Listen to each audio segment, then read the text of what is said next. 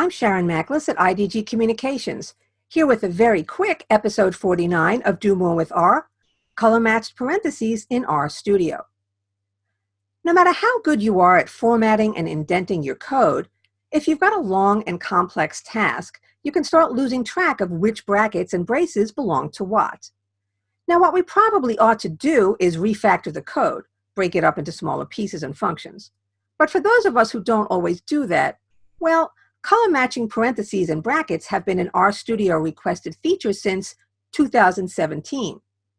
The code has now been added, and RStudio's Jonathan McPherson says we can test it out in the latest RStudio daily build. Pre-preview release beta code, probably more like alpha code, at dailies.rstudio.com.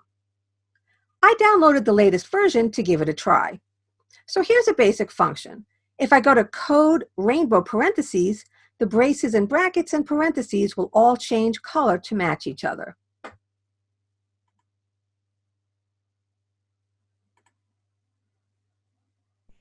It might be a little difficult to see here on my screen, but all the if-else braces are in green, the opening and closing braces are in red, and so on. Let me show you this on a more complex code block.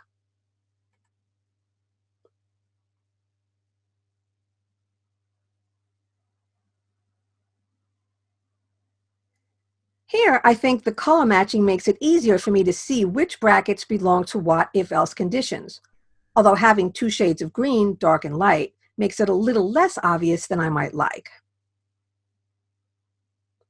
Jonathan said RStudio is looking for feedback on this feature at the RStudio Community Forum, so I think after I record this video, I'll head over there and suggest considering another color palette option for this.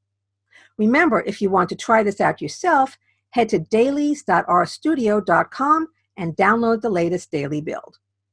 That's it for this episode. Thanks for watching.